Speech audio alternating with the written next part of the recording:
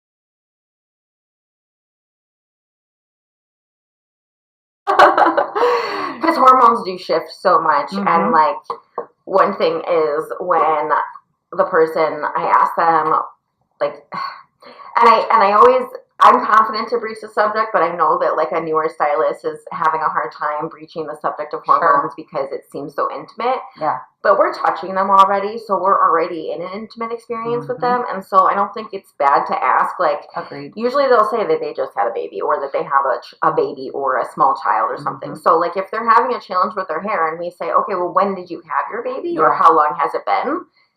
A lot of the time, I feel like they're caught off guard, but then they seem to then understand why we're asking. Yeah. It has to do with hormones, and then it's like the light bulb comes on, and they know that I know something, and it almost is building trust. Yeah. So it's like, it's scary to ask these questions. Well, how old are you? Because like, if you're 45, it could be because of your hormones. Right. And like, let's talk about it.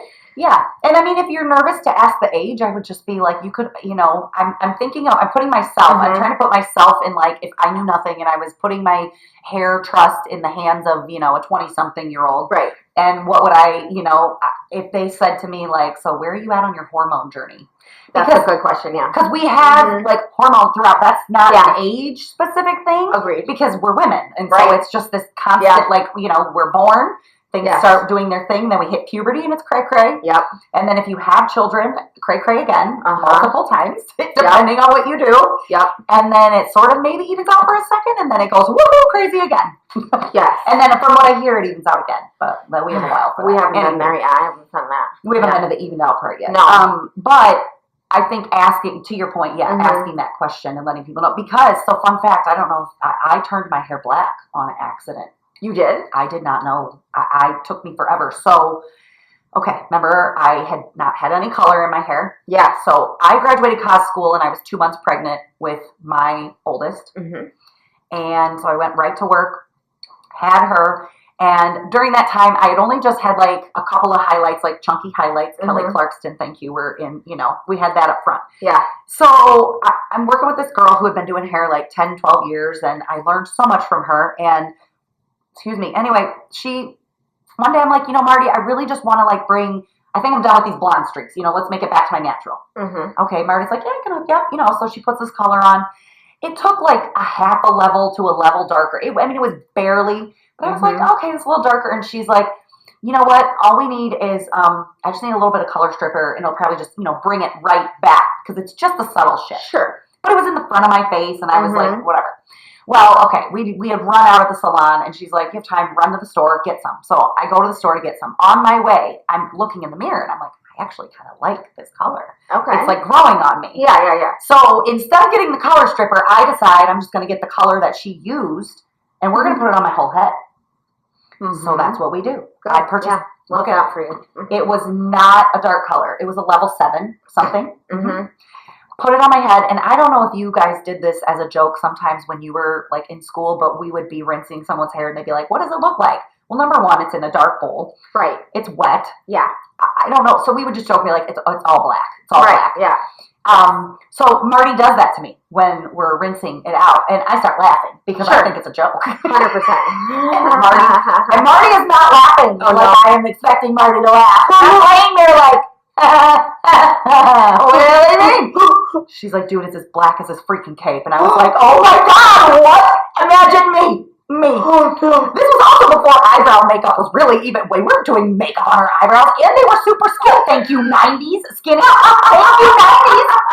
Oh yeah. Oh yeah. Oh freaking yeah. So I come up and I'm like, what the hell happened? I immediately run to the box. I look at the bottle. It all still says what it is supposed to say. Level 7, whatever. And she goes, and literally Marty's been doing hair 12 years. She's like, I don't even know what just happened. Right. None of us had a clue. So immediately we go into like, oh shit, let's get some like clarifiers on. So we got it budged to a very dark brown. I then learned what an eyebrow pencil was because I went home that night. My mom was so mad. She's like, your baby's not even gonna recognize you. Oh, for crying I know. out loud. Very dramatic, very dramatic. My husband, if we ever have you know who we should have on here is our husband. Oh, we should have. But if we ever have my husband on here, he has a whole dramatic story about it as well. Okay. I caused him something in a football game because of my hair. Oh, wow. Very traumatic. I have apologized and asked for forgiveness multiple times. Anyway. We should add that to the subject list. Add that to the list, these poor babies that we have ruined with our hair. But my husband would have a lot of stories. I think this might be a nighttime after hours with drinks. Okay, so anyway, moving on. Professionals, both of us, and we did not know what happened. And the only thing that I could deduce from that was I was 4 weeks postpartum. Like, I went back to work 3 weeks after having her. Don't recommend that. My uterus probably was willing to fall out at any moment, but I needed money and I was broke and I had a license. So I went to work. But I think the only reason that I had to stand on, because I had virgin hair. Like, I had a little bit of, there was nothing. There was no reason for it to turn that dark and black. And yet it did. Porosity, potentially. Maybe. Okay, so my hair was extremely healthy. That's the other thing. I had just had baby. Enter in. I had 4 root canals following the delivery of my first child. So I learned they rob you. That they rob you. But there's like, not every baby robs all the same things. No. Right? She stole my hair. No, I think she stole the porosity in your hair. And like my son stole the calcium in my teeth. Because it gobbled it up, my hair. And I mean, it was a thing. And then I just had to like let it fade. And I was really trashing the porosity because I was using clarifier all the time. Because I was like, this cannot stay like because that's what would be affected, right? The porosity. Like if it was a normal person, if it was like their regular moisture, and then porosity would be what that. Yeah. So bravo. They say girls steal your beauty. That's what they say girls steal your beauty and boys don't. Something like that. Wow. I had less root canals with my daughter.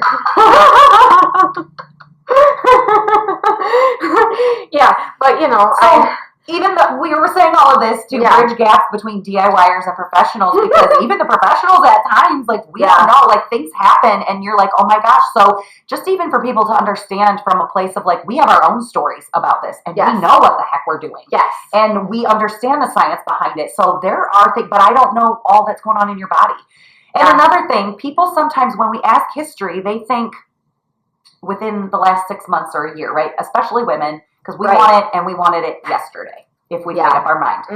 But knowing that, like, I do this, because this is about 6 inches. From the tip of my thumb to the tip of my pinky is about 6 inches. Well, if I go from there to there, that's only this part of your hair. And if you have long hair, that's like a year, 2 year, 3 year, and on down. So you need to kind of go back into your memory bank. And as a stylist, for the stylist, you need to be good about asking, you know, and showing them that trick even, because that builds trust, you know, like, all right, did we ever do anything in this realm?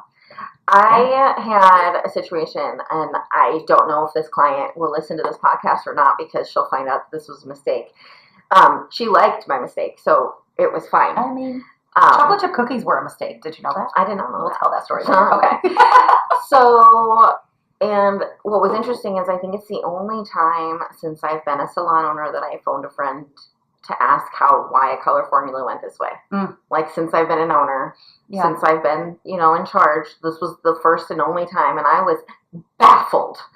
So I didn't know what else to do other than to be like, do you love it? I love it. And I'm like sweating. Like, I got like the boob sweat, like straight up, like I'm going to vomit because her roots were purple. What was the goal? What did you use? What was happening? So the fact that she loved it was incredible. And I don't know if she actually loved it or if she just said that because she likes me. And if she listens to this, we'll find out later. But anyways, she had almost blackish hair. Okay. Like, not like cherry cola blackish. Okay. With like, and we were dark, yeah, so we're keeping it purpley, reddy, blackish, maybe there. Okay. So I did a 1B. Okay. And a 3G. So what had happened was, remember how earlier we were talking about how level 1 has a lot of pigment in it? Yes. And so but like a 1B means that a number 1 is black, and then you add the B. What's B, Beckee? Blue. It's cool. Blue. And then when I do a 3, 3 is just a little bit later. Not much though. And then when I say when I say 3, or when I say, what is that? You said 3G. Yeah. What is it? What's a G? Gold. It's yellow. Okay, so now I want you to bring your mind to cooking for 1 second and think about food coloring.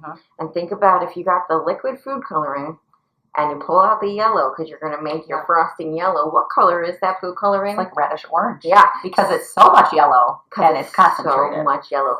So what did I do, Beckee? I put blue and red on her hair. And blue and red make purple all day. All day long. Color theory never lies. It does not. And it just so happened that, like, it was a perfect storm. I love that she loved it, though. I mean, she had a lot of white hair. And that's why it showed up so purple. Yeah. Oh, so yeah. And it was going on a pure canvas. Yes. Wow. So, like, I don't know if I could have done it again if I tried. Sure. On her, I could, but I had to call my friend who owns a salon in Farmington Hills and be like, and it's like 10 o'clock at night. And I'm like, now I need to know. I don't know what happened. And I'm just like baffled. And I have an apprentice and like I have to quit working now. I don't know what I'm doing. I would say we've all had those moments. I did someone's hair one time and I turned it pink. And I had no idea why. And I mean, I'm talking like the prettiest, vivid pink you've ever seen. That was not our goal. But we were, I'm trying to remember fully what we were doing. We came in with like a darker brown. And from what I remember is in the consultation, there had been some like at-home color, but this person had went to a Sally's, which if you're going to do it at home, like avoid the grocery store stuff. Just go to Sally's. You're going to get a level up, and those pigments are, much more managed than... They're more regulated, I think. They're more regulated, all those things, yes. So she had that situation. It was the first time doing her hair. I had been doing her daughter's hair. And so her hormones, I'm sure, were in play. However, we were attempting to make her like a lighter brown with some blonde highlights. Okay. So I start off with like a quick... like a bleach bath type of situation. I'm like, I just need to remove some of this layers. I'm going to see what's truly underneath here because I might have something I can work with. Whole head. Like, you remember in the movie Grease when she turns out, you look like an Easter egg. Oh, boy. Frenchy pink. And so then I get her back, and also I'm in a suite at this time, so I have absolutely no myself. So I have her and her daughter, who are both grown-ass women, and here I am. With the boob sweat. The boob sweat, and the mom has pink hair, and I'm like, okay, all right, okay.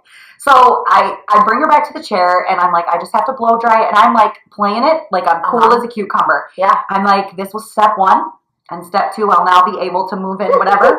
And then I go, I gotta be honest, I don't know why it's pink. And she goes, can you fix it? And I go, I know, the good news is I know exactly what to do to fix this. Yes. I said, we may not know why. I said, but I have no idea why it's pink. And she goes, well, as long as you know what to do to fix it, I don't care why it's pink either. Thank God. We attract people that like us in general, and I think that helps us. Yeah, it does. If someone did that to me, I don't know, and I had no knowledge of hair. Like, if it happened to either one of us, we'd be like, it's fine, it can be fixed. Like, we might freak out for a moment, but whatever. Right. Like when my hair was supposed to be peach and it was electric orange mango, you know, for a while, I was like, it's fine. Yeah. I know what to do. Calm it down. Like, Yeah. but like pink, and I don't have any. Mm-hmm. And she just says, you know how to fix it though. I was Right. like, yeah, I know exactly how to fix it. And I did. She left with her beautiful hair, with her blonde highlights, and we just had to really cover the light brown. The light brown then obviously had to be formulated different. It was not a standard formula. Absolutely because I had to account for the overload, even though it's small, because what pigment is really pink? It's red diluted. Yes. So I had to then, you know, make sure I had a little bit of ash in there to kind of Right. cover my butt Mm-hmm. in her brown formula. Yeah. And she turned out happy. What I think is so fun is when you're working with apprentices or assistants and you use words like green instead of ash. Oh, I know. Yeah. I love those things. Like, I'm like, oh, no, we need to add blue. Mm-hmm. And then I look I'm sorry, around what? and I look and I'm like looking at them for advice. Yeah. Like, we need to add some blue. I look at them and they look at me like, what the fuck are you asking me for? I don't know. That was one thing I just told Carly. Well, not just. Earlier before when she was going over bookwork, because Carly has just started behind the chair with me in the last month or so. Mm-hmm. And She applied color for me yesterday. she's done a couple color situations. She's done, you know, heavy with the shampoo, blow dry. We got that on lock. Mm-hmm. And we are entering, like, this Monday, we're starting color wheel, like, Mm-hmm. in my time with them. And anyway, I had told her before, though, she's like, this color stuff is so confusing. I said, well, first of all, one, you haven't even had a proper lesson on it. You're learning, you're seeing all these things, and then when we have our lesson, it's going to make light bulbs go off in your head. You're going to connect the dots. Yeah. I said, but two, just hit the color wheel. Like, color theory does not change. I don't care what brand you use. I don't care what any of it is. Mm-hmm. Yes, some of it might have more of a certain dye or pigment load, whatever, but it's the color wheel is the color wheel. So I said, if you can get good at understanding where the colors are on the color wheel, like what's next to what, what's across from what, it's all going to click. So I'm really excited for Monday because I'm giving them paint to play with too. Well, and I'm excited too because I gave Shar a task to bring to the lesson. I know. I'm excited. What are they bringing? Or is that a surprise for me? No. I intended on sharing with you so that you also were prepared. What? The educator gets the surprise on Monday. No. So Shar and I have dived deep into the CMY color wheel because we work with Chromadaddy, and it was originally based off of that. Mm-hmm. And so I challenged them to challenge you to explain what you're explaining in the same way with the CMY. Love it. So that they can have that same light bulb because they're you're going to explain it obviously different than me because we're different. Yeah. And so I said, you have a nugget of information that Carly doesn't know. Right. And that Beckee may never have taught before. Mm-hmm. So can you bring the CMY in and have a whole, you know, bring that into it? And I thought you would love that. I would love that because I was also planning on bringing out the Chromadaddy has the globe. Yes. CMY color globe, and I love that thing. So yeah. So that was awesome. Yeah. Very fun. So I don't know what they plan to bring. I just said, you know, you because they were here for the Chromadaddy class. Yes. And so they just have had a lot of education with Chromadaddy specifically. Nice. And so I said, I want you to pull that into this lesson and ask as many questions as you can possibly think of in advance. Love it. So I love it. I know. That's going to be fun. I have loved teaching them with you. Like teaching by myself was great. But curating a team of people that we can get into specialties, I guess, because like we all do things different. Well, right. And I think it further drives home. I think it helps them in a lot of ways because we are not, like, I'm not a branded educator anymore, and I was. Right. So that's the difference between having a brand, and there's nothing wrong with a brand. Right. It's just if you have that specific brand, they have curated specific lessons a certain way, and I think sometimes it might be hard for a stylist who branches out of that than being like, okay, I'm in a salon, this isn't the same brand. They were taught how to cut, how to color, all the mechanics a specific way, in a branded way, that then they're somewhere new and they're seeing someone do something. It's turning out great, but they're like, you're doing it wrong. You know, they get like snooty and snotty. And I mean, potato. I think it's, you know, there are branded hair schools and there are non-branded hair schools.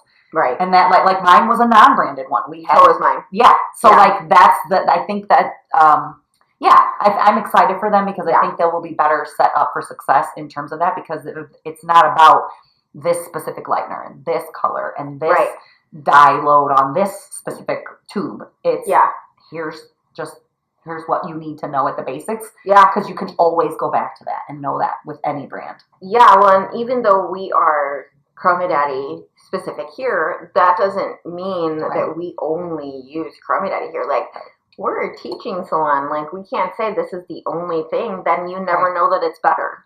Right.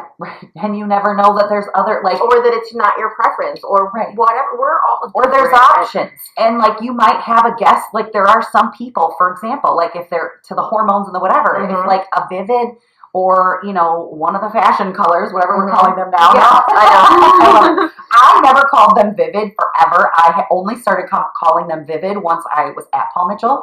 I always called them fun, crazy colors. I never called them, because that was how I did, because...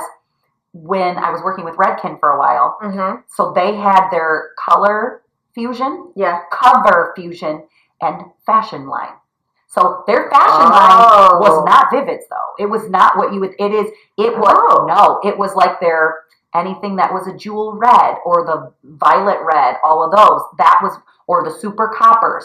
It was like basically instead of like a BC, like a brown copper, it was like a CC. It was the double pigment load. Right. But it wasn't quite. So you maybe if you had lightened the hair or whatever, but they were made more for like using a little bit more of a developer, and you just get some vibrancy with it. So that actually tracks with the people that I was talking about. Okay. I think. Yeah. Because the people that I have heard call it more fashion colors are people that have educated, I believe, most of their career. And, like, if you've educated through the last 20 years, you've probably educated with Redken or something. Like, I mean, truly.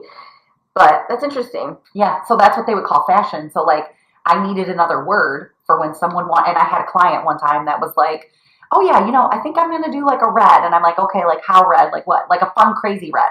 So then I was like, okay, fun, crazy colors or fun, like that. And we meant that with like the endearing, you know, soul. It was not a bad term. But then I started I'm like, crazy colors makes it sound like, why am I saying that? Yeah. But it was because a client said it and I had no other word for it. Well, and I had a client in here, a friend of mine, who was like, said something about how his perspective is that those of us who enter a room with like crazy colors on our hair, we're asking for people to look at us and to pay attention to us. Oh. And I've heard this before.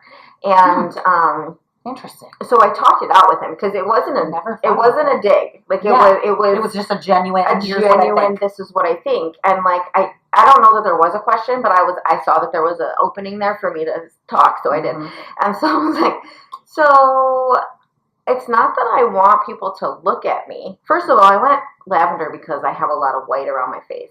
So I'm actually lavender to hide my gray. So true facts there. But I am an introvert. And so for me, walking into somewhere where it's like a little bit of a crazier pants or something a little different, I can incite someone to say something to me without me having to say something to them. So to a certain extent it is to acquire attention, but not, I don't think in the same way that they think that they were perceiving. Yeah. And they were like, wow, that's interesting. And I think it just enlightened them also because I seem like I would be extroverted. I am extroverted when I'm comfortable. When you're needy. Yeah. So I'm like somewhere in the middle. Yeah. You know, like I don't walk into rooms. I don't know anyone typically. Okay. Yeah. But I don't know. And I'm like, give me the room. Oh, I don't know anyone there? Sounds lovely. Where's the address? Let me go and have fun.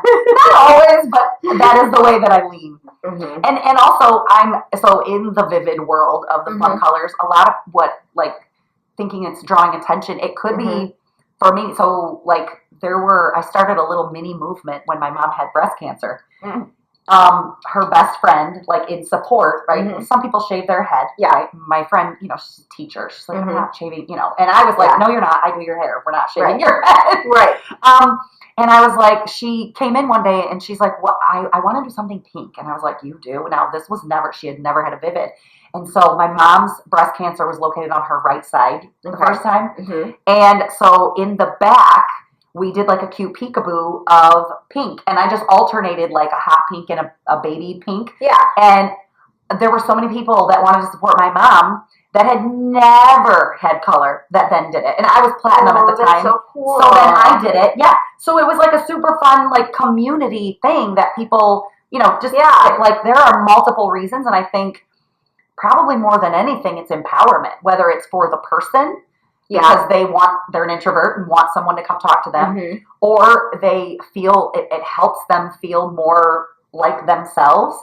And so they're able to conquer their world and go and do whatever. Yeah. Or they're like showing somebody, I'm supporting this situation.